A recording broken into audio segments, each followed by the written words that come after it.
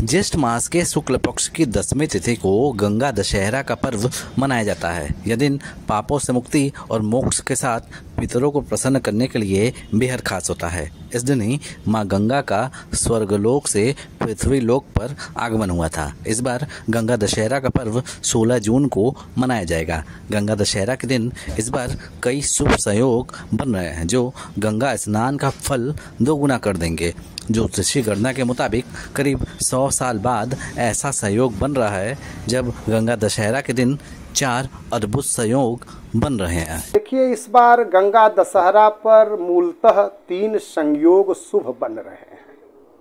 पहला तो है सर्वार्थ सिद्ध योग, दूसरा है अमृत सिद्ध योग और तीसरा है रवि योग। ये 3 प्रशस्त योग बन रहे हैं।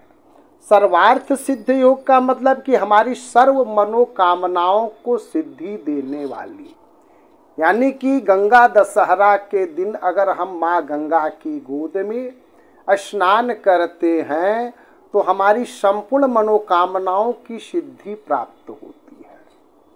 दूसरा योग है अमृत सिद्ध। अमृत क्या है? अमृत की वर्षा, यानी कि उस दिन हमारी माँ गंगा में अमृतत्व की प्राप्ति होती है।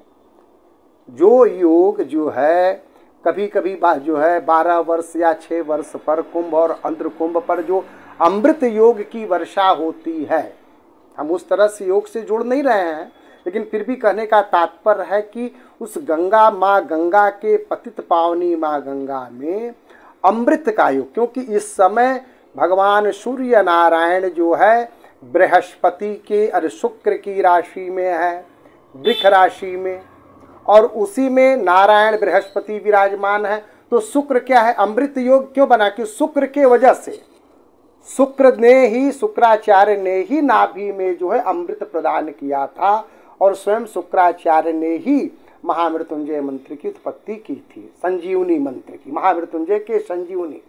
इसलिए यह अमृत सिद्ध योग इसलिए कहा गया।